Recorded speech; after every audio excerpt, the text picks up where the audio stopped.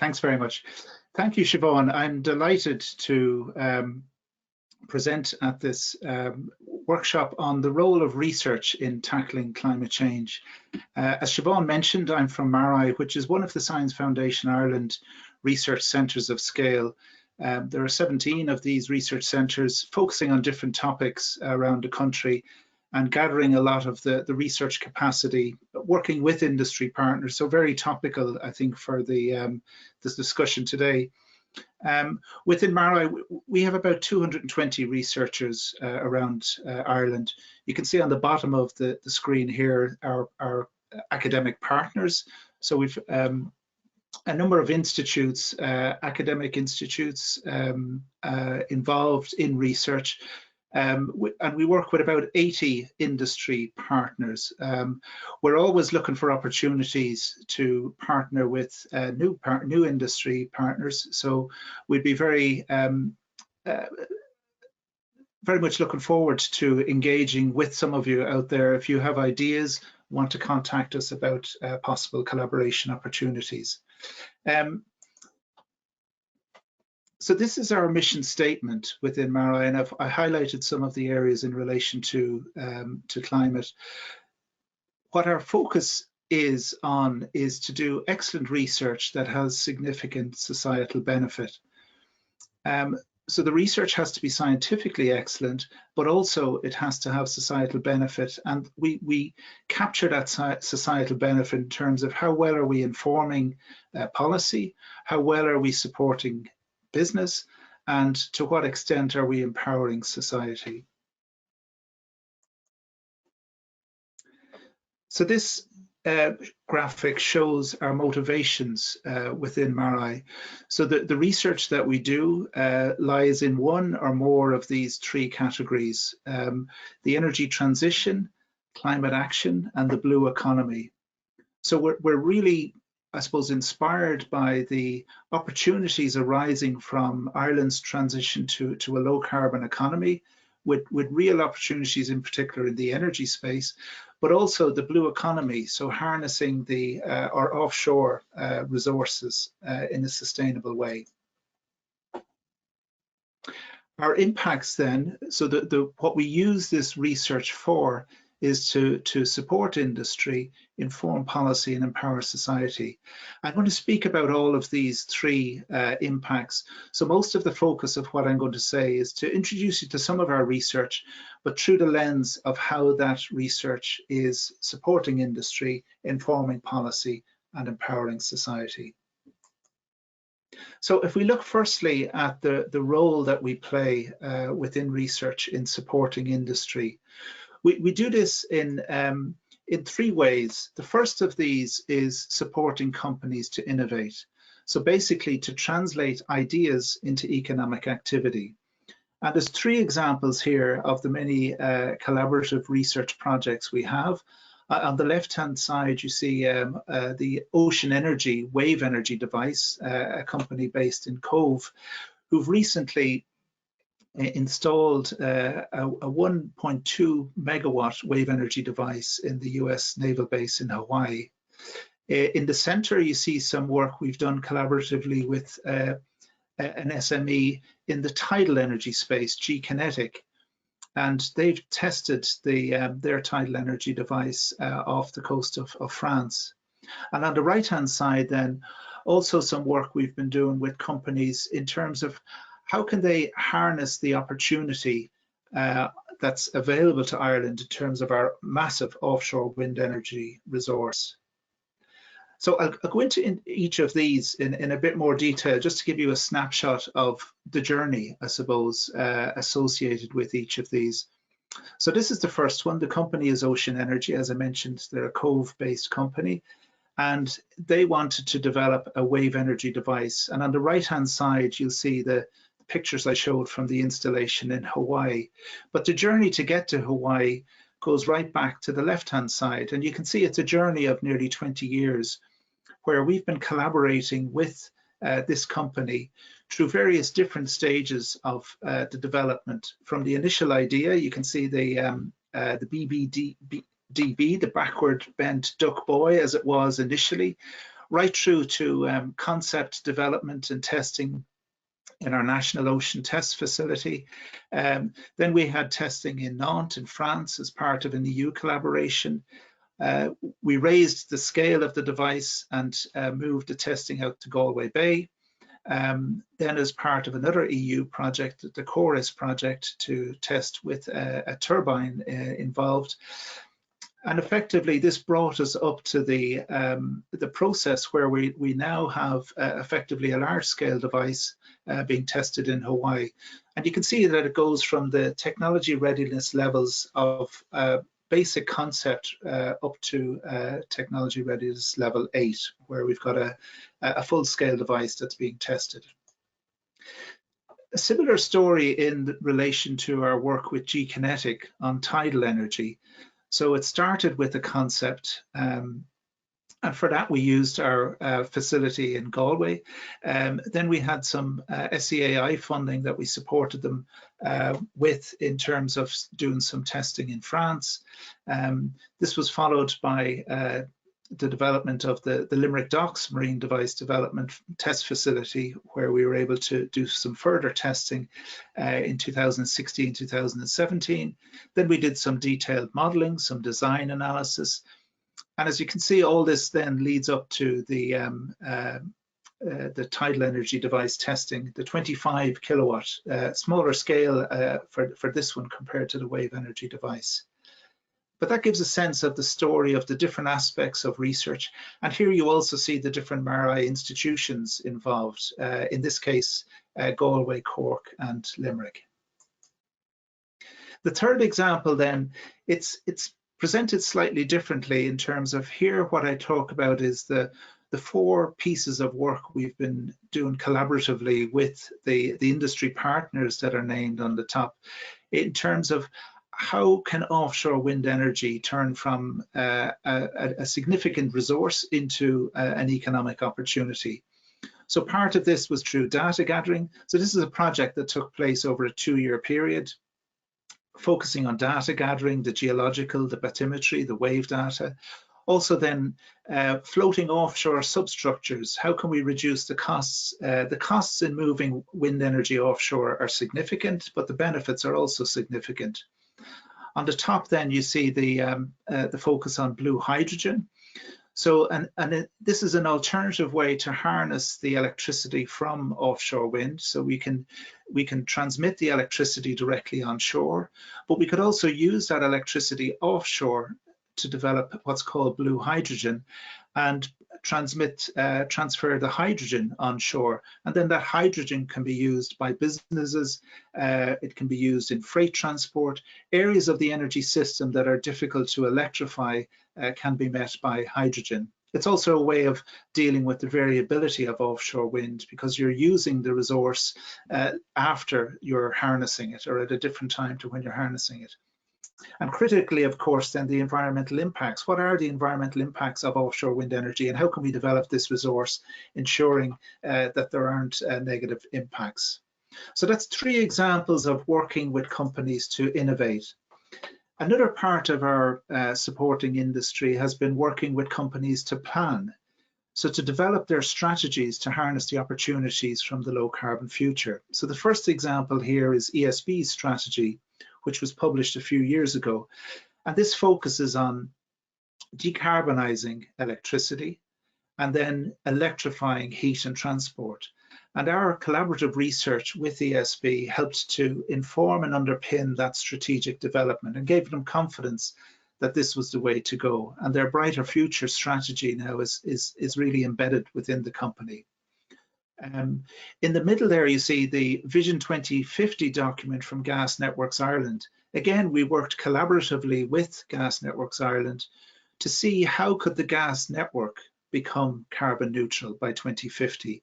And this involves renewable gas from biomethane and from hydrogen, and also exploring the opportunities for natural gas with carbon capture and storage.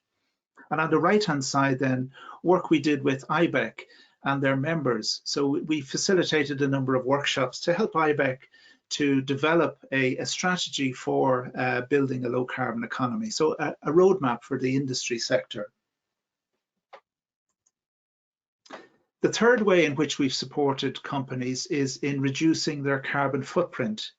So on the left-hand side here, you see one of the sites down in Ringaskiddy. So the pharmaceutical sector down there, we've been collaborating with them over a number of years. Firstly, in terms of intelligent efficiency, so reducing their energy bill and using the energy more efficiently. And then more recently, they had an interest in reducing their carbon footprint further. So installing wind energy, wind turbines, and how can that wind turbine generated electricity be absorbed into the company and used most effectively in terms of meeting the company's electricity needs and reducing their electricity bill. We've worked with business in the community on the low carbon pledge, and the challenge of moving from a carbon pledges based on carbon intensity to actually emissions reductions. And then finally, on the bottom right, you see Irish distillers. We've done some work with them in the Middleton distillery in terms of how to make the first carbon neutral whiskey in the world. So working with companies to reduce their carbon footprint is the third way in which we've supported companies. In terms of informing policy, this is another outcome of our research, and this has been done on national, EU and global stages. So one example there is the support we provided to the Climate Action Plan, which was published in the summer 2019. In the middle there, you see the an outcome of some collaborative work we did with the International Renewable Energy Agency on the renewable energy prospects for the EU. And this research underpinned the EU's decision to increase its renewable ambition for 2030. And then finally, the Intergovernmental Panel on Climate Change report on how can we achieve the politically agreed 1.5 degree limit for global warming. And work that we've done on deep decarbonisation at national level was referenced in that report. So our research has informed policy. Focusing on the national policy in a bit more detail, we produced Ireland's first low carbon energy roadmap in 2013, and this provided some pathways by which Ireland could achieve significant emissions reductions in the energy system. And this provided confidence in the policy system to legislate for climate action in 2015. We also supported the government in their negotiations with the European Union in 2014, and this led to the agreed framework at EU level, including what each of the member states must do to meet the overall ambitions. In 2015, we did some modelling work for the Department of Energy to inform the white paper on energy. And this analysis focused not just on the low carbon parts of the energy challenge, but also how do we maintain energy security, how do we address energy poverty, and other topics. So they fed into the Department of Energy's low carbon white paper published in 2015. We also did some analysis in collaboration with Energy Innovation Ireland to inform the research strategy for Ireland, and that was published in 2016. In 2017, we did some analysis for the Department of Energy and Climate on the National Mitigation Plan. So what would be required in the energy system to meet the ambitions under the National Mitigation Plan? And the National Mitigation Plan was published in 2017. In 2018, we looked at how could Ireland increase its ambition. There was a clear change in political leadership towards an increase in ambition, and that's continued to this day. That fed into the Climate Action Plan in 2019. And then more recently, earlier in 2020, we had the support for the politicians who are deliberating on what to do in terms of climate change and what kind of level of ambition made sense for Ireland and what were the implications of different ambitions. And that fed into the programme for government strategy for climate action, or targets rather, for climate action and emissions reduction. So that's some of the ways in which we informed different policy decisions. But I want to just reflect on just one example, one kind of anecdote, if you like, from that time. In 2018, we produced this document I mentioned, where we were trying to support the government thinking around increasing its ambition. We saw a tweet then for the minister at the time, Richard Bruton, who was attending one of the COP meetings, one of these UN meetings on climate change. And when we looked more closely and we zoomed in to see what it was that he was actually reading, we saw with some level of pride that he was actually reviewing the document that we had submitted to the civil servants. So it's great to see this kind of impact too, when the research that you're doing is read by the ministers responsible for the policy area. The third and final priority impact area is in terms of empowering society. And the one example of what we're doing here is trying to improve the way in which we engage with citizens on climate. It's very clear that with all the technologies, all the policies, and all the industry support, it's still not enough if you don't have the societal buy-in, the societal activity. If we don't support communities and citizens to get involved in this massive undertaking to transition to a low carbon future. So within this project called Imagining 2050, we researched different ways in which we could engage with citizens.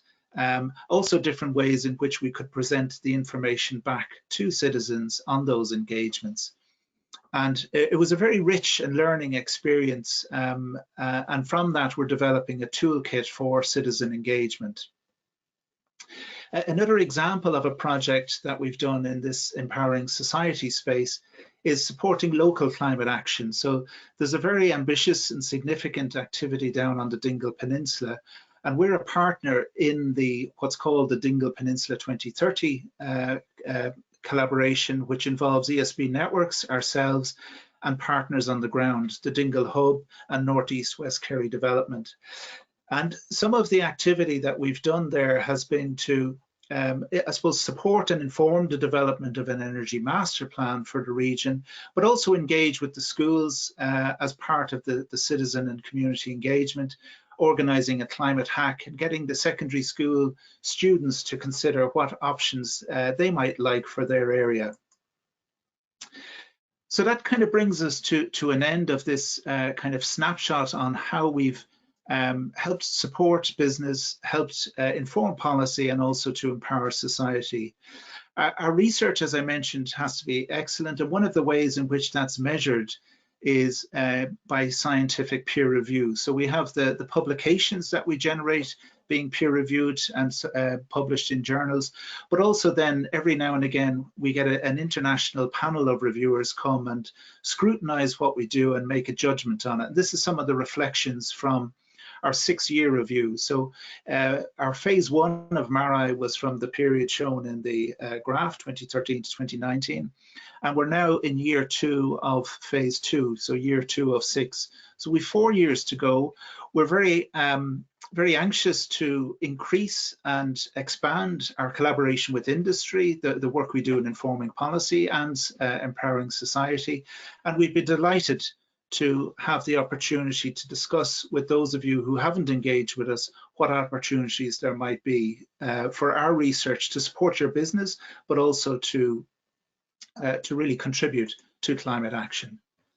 And with that, I'll close and I'll hand back to Siobhan. And thank you very much. I look forward to this discussion.